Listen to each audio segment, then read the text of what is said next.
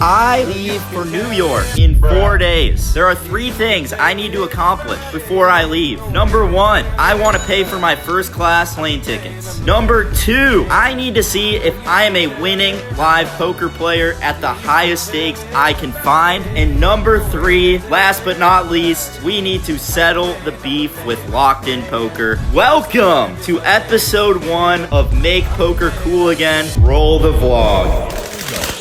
What is up? I am the pro. I'm on a journey to make poker cool again. Watch me make $1 million playing poker. You don't have to believe in me. You just have to watch. Nobody! Alright, boys. Let's grind. En route to Hard Rock, we got a couple of content creators with us. What the heck is going on? We're going to be doing a challenge to finally settle the Jake Pro Poker versus LockedIn beef today. Stay tuned. Alright guys, here are the rules. LockedIn and I are going to sit at the highest stakes available. We're going to play for 5 to 6 hours, and whoever goes up the most wins. The loser is just going to pay for dinner tomorrow, and this is a friendly wager. Now, here's some B-roll of me aura farming on the drive over. These elevators suck. We've been waiting forever. The classic walk-in video here, guys. Just taking a stroll. You know, you see this in all the vlogs, so I had to give it to you guys. Woo!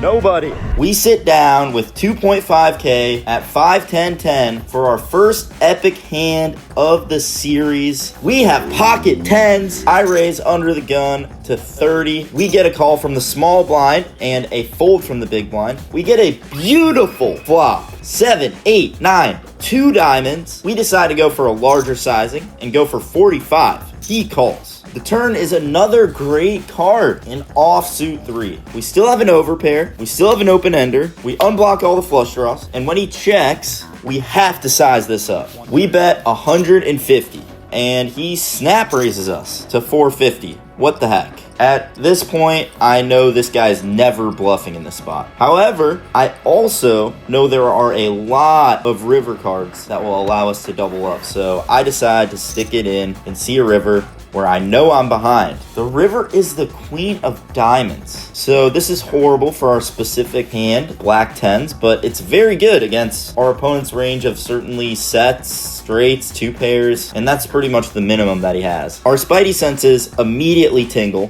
He bets 400, which is like a third of the pot. I have an interesting decision. So I know that he has the best hand in this situation, but I need to decide whether he's gonna fold for my jam if he has a set or 2 pair. So I go into the tank and I decide that that is indeed true. And I turn my pocket 10s into a bluff and I jam for 1435. So this player is absolutely disgusted when I say that. He's in the absolute blender, but it seems like he has a set. We just have to hope that this guy can find a very tight fold. After a while of tanking, he sticks in the call. He tables his 8-8 for flop middle set, and I muck my pocket 10s.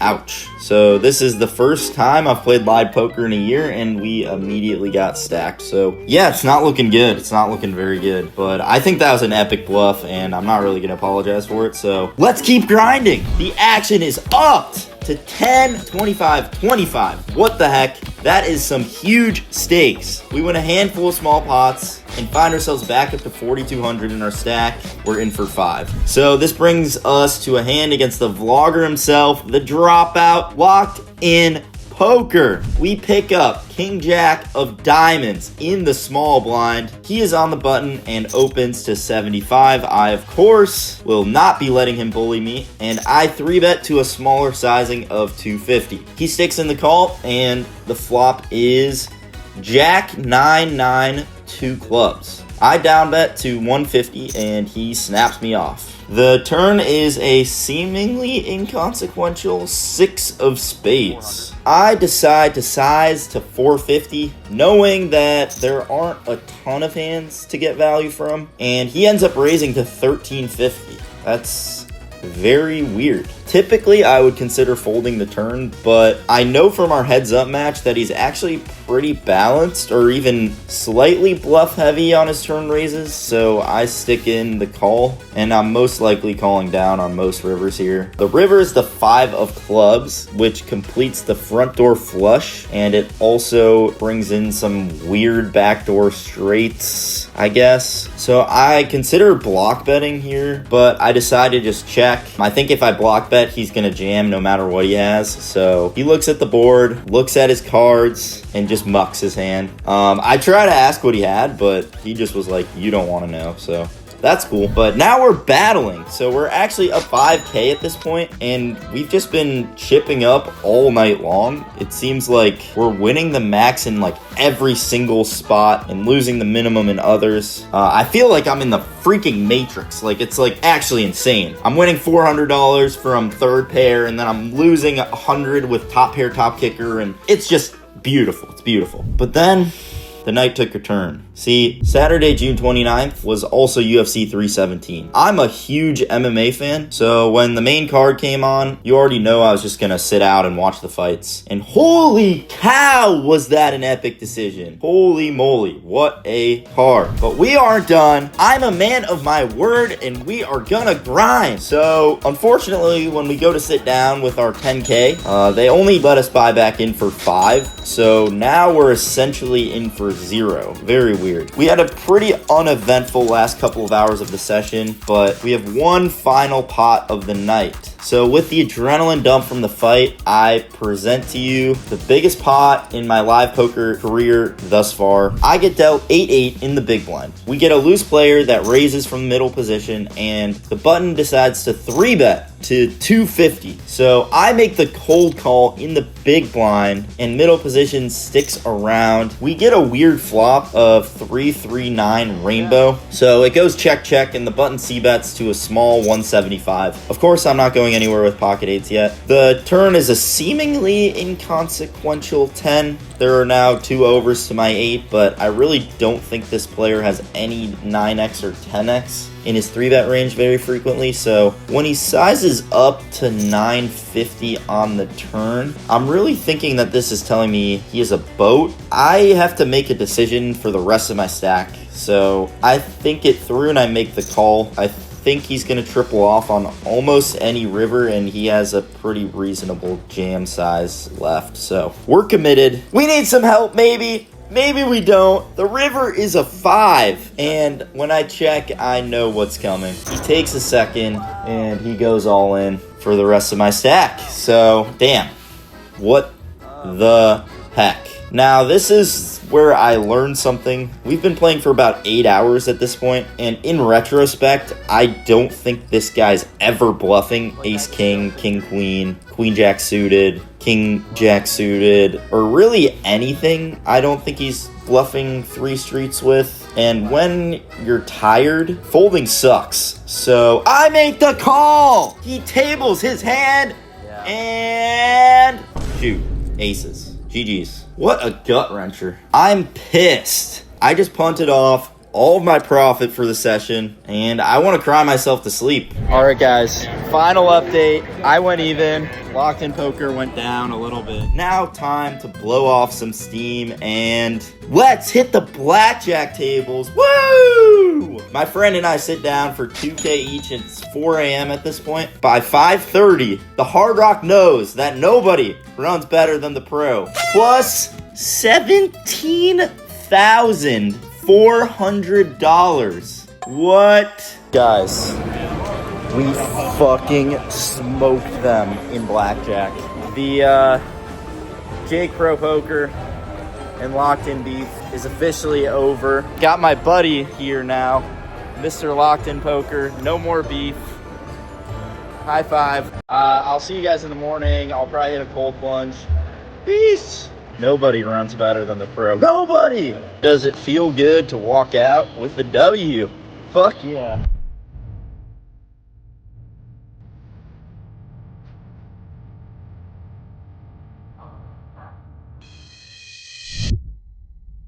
Guys, day 2 of the vlog is absolutely ruined.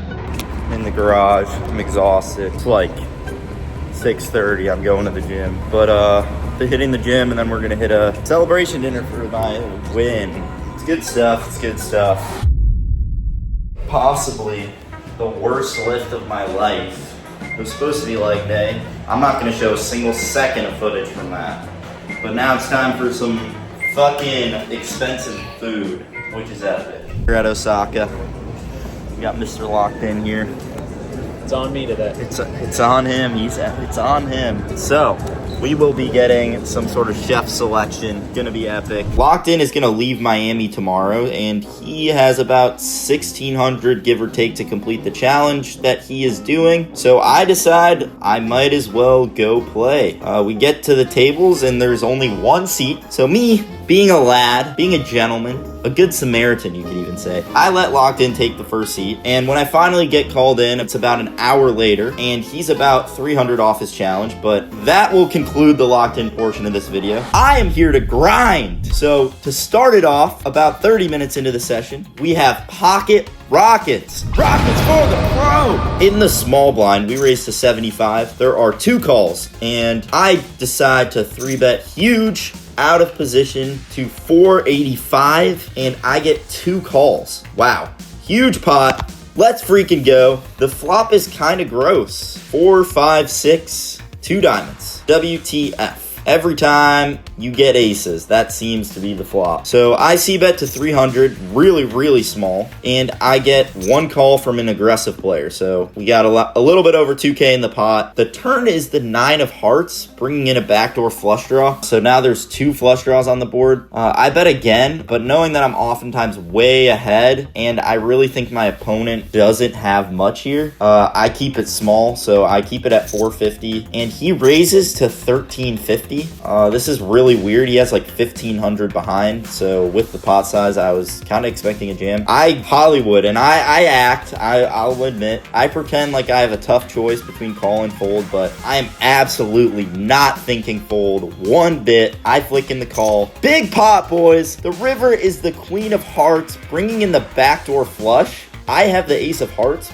So when I check and he thinks for a while, he just sighs and says, "You win." I table my aces to be a good sport and take down this $5,000 pot. So this session was a short one. We're doing pretty well. So I only have one more hand to show off. I was tired from the late nights, and I just wanted to book my win before I started tilting and losing focus again. So it is time for our revenge. I promised it earlier, and it is here. I get dealt 7-8 of spades in the big blind. We get an early position fish, raises it up to 75, and our nemesis, the one who stacked us with ace-ace, is on the button and makes it 300. So now, before I call, I want to give a disclaimer. I would usually fold this, but 2 things. I want revenge, and the early position guy's like already mucking his card. So I decide I have to call off to a flop. Queen 9-5,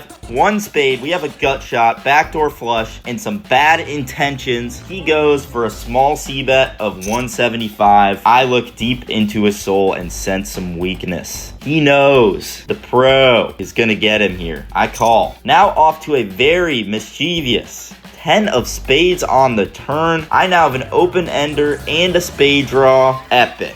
So I check, and he bets to 375. What a weak bet. What a pathetic bet. What a disgrace. So I decide to put the pedal to the metal and raise it to 1,500. He is absolutely disgusted by this raise, and he's trying to use some speech play to gauge what he should do, and he asks about my blackjack session that somehow became infamous, and I simply respond with, "Nobody runs better than the pro." He gives a little chuckle, and he says, "Tight fold," and I table my 7-8 of spades, and the table erupts. What a hero. The pro is back. The pro is back. They chanted. Just kidding. That didn't happen. But he definitely tilted about 10 minutes later when I racked up my chips and cashed out a $52.65 win. Boom. All right, guys, update after a very winning poker session. Hit the blackjack tables, got decimated, gave a lot of the money back. Not great, pretty sad stuff. Still a fun night. Played some really nice pots, and that's about it. So now we're in a very weird spot. It's Sunday night, so I have 3 days until I leave, and I already smoked the goal of making like $1,800 for my flights, and I've learned a lot. So, I mean, most of it wasn't from poker, I will admit, but money is money. Oh, guys, bad lighting. It is currently Monday, day ruined because I stayed up too late last night. I'm gonna actually just take a break.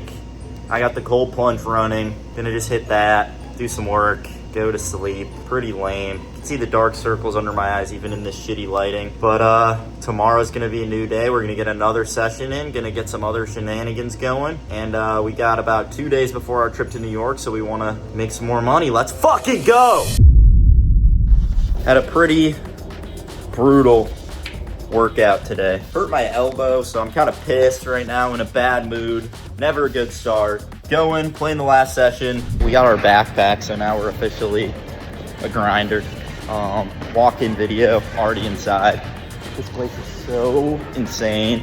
Every time I come here, I'm like so stunned by the craftsmanship. We make it in and see a fire lineup. We got some buddies, we got some fish, and we got some regs, but we're ready to battle. We sit down and the carnage begins. We lose a pot to the whale at the table with a stupid bluff for $1,000 right off the bat. So we reload. We're in for $3,500 and we get our first huge pot of the night. We're playing about $3,000 effective. We get an early position raise and I decided to just call the 100 in position. 3 of the recreationals are in the blinds, so I'm trying to play a multi-way pot with some of the recreational players in there. One edge that I definitely recognize from my time playing online versus live is the lack of experience and knowledge that live players have in multi-way pots. So people are calling things that they shouldn't, and people are betting when they shouldn't, betting way too frequently against multiple ranges. So I'm happy to play this multi-way. Our plan gets a wrench thrown in it though. So the whale 3-bets to $500. That is a very large 3-bet. Wow. The early position player quickly calls, so we decide to flick it in as well. We see a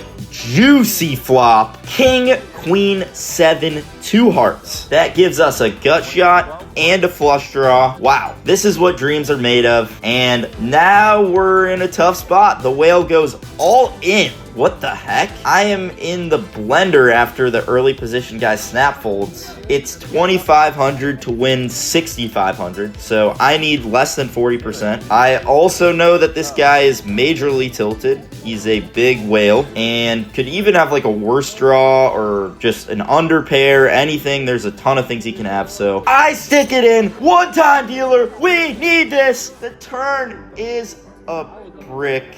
Offsuit 3, and the river is another 7. So he tables ace king offsuit, and we ship our stack into the middle, and it's rebuy time. In for 6K. Not a good start, not a good start. Now, before I get into the next hand of the night, I think I need to talk about the opponent from it. This is a 20-year-old Euro kid who barely speaks any English, and he may be the most despised player in the entire player pool. This is not for no reason. Let me just tell you some of the things that this guy did just in the first couple of hours while I was there. So, at these stakes, you start to pay what's called a time rake. So, in normal poker, a percentage of every single pot gets taken out, and that's how the casino makes their money. At higher stakes, sometimes they implement a time rate. This means that every 30 minutes, you pay a flat rate to play at the table. At this table, it's $9 every 30 minutes. So instead of just paying the money, the table agrees to do a bomb pot. So every 30 minutes, every dealer change, there's a bomb pot. And they take that $72 from the 8 players at the table out of the bomb pot in order to rake for the whole 30-minute session. We also agreed to a pre-tip for the dealer. So this is when they take an extra $20 out of the bomb pot and they put it in front of the dealer, and the dealer gets paid that $20 so that players don't feel obligated to tip the dealer after every single small hand they win. So this guy, this fucking loser, will only play the bomb pots when he's on the button. When he's in any other position, he sits out and he pays the rake. Nobody else does this. It is common etiquette to just either play all of them or none of them. Also, funny note, another guy later in the night sat down and I overheard them having a conversation that he needs to take care of himself better because He smells horrible. I mean, how bad does it have to be for someone at the table to publicly call you out for how bad you smell at the poker table? I can't imagine. Okay, there are a million things I can go into about this guy, but I'll just get into the hand.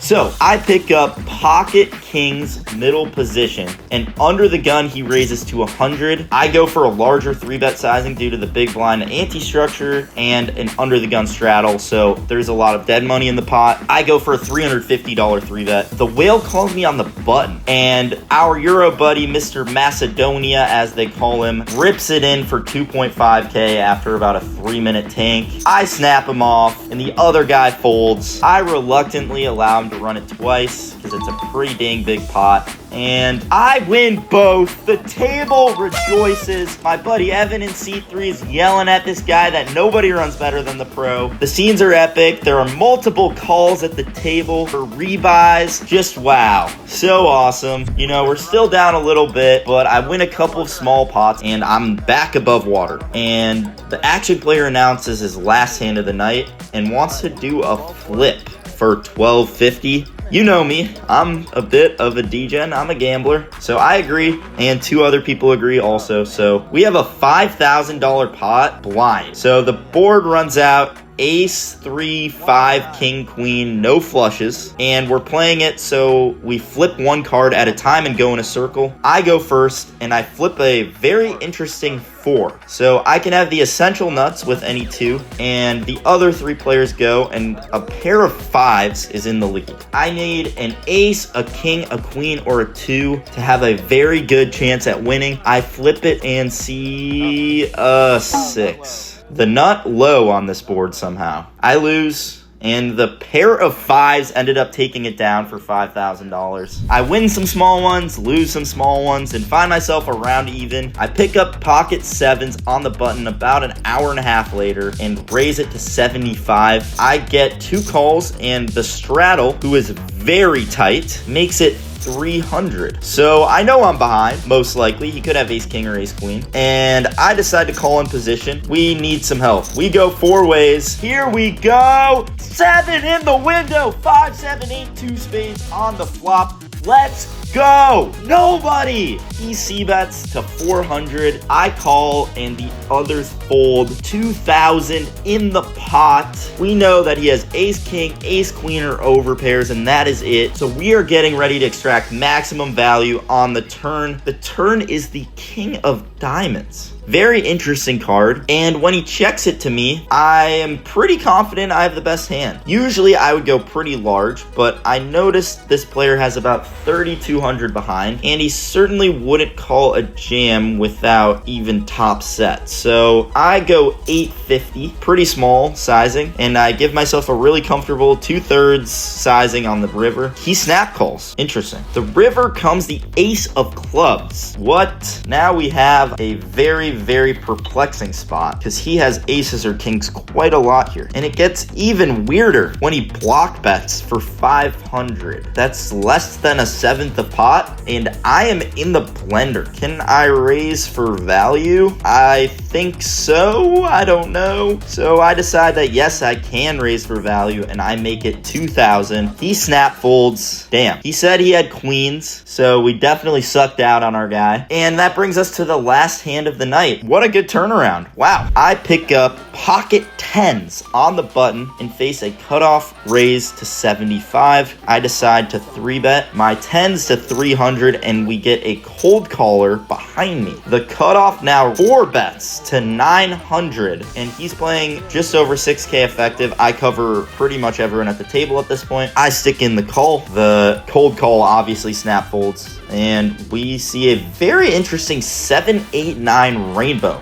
on the flop. He c-bets to 400, pretty small but pretty standard here, and I just call. The turn is an offsuit 4, which is pretty inconsequential here, and he barrels for 1350. I decide to stick in the call. I know there's a lot of cards that can help us, and the river is a 5, making any 6 a straight, and my calling range of 4 bets is going to be a ton of overpairs, sets, suited connectors, and other things that have 2 pairs or straights. He's limited to pretty much 2 overs or an overpair. I don't think he's ever 4-betting jacks even. So he quickly checks, and now I have a huge decision. The question going through my mind is, which overpairs would he fold? And could I ever potentially get hero called by some of his 4-bet bluffs? So I think that the answer to these questions are maybe yes. This is a player that would know that hands like ace-8 or ace-7 suited would be better to call than something like pocket queens or pocket kings, since it removes a lot of my value of sets, straights, and 2 pairs. I also think that he might be good enough to fold aces or kings here. So I go all in, and he snap folded, saying he would have folded aces, but he only had ace queen suited. So pretty good one. That will wrap up the 3rd session. We take that big pot down and we head to the cage, cash out for just over 10K. That is 2 winning sessions in a row, 2 out of 3, should have been 3 out of 3, and over $25,000 going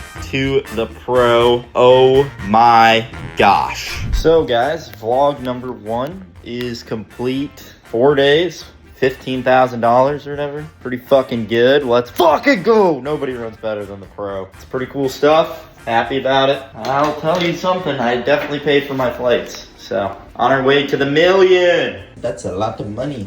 A lot of money for the pro. Woo!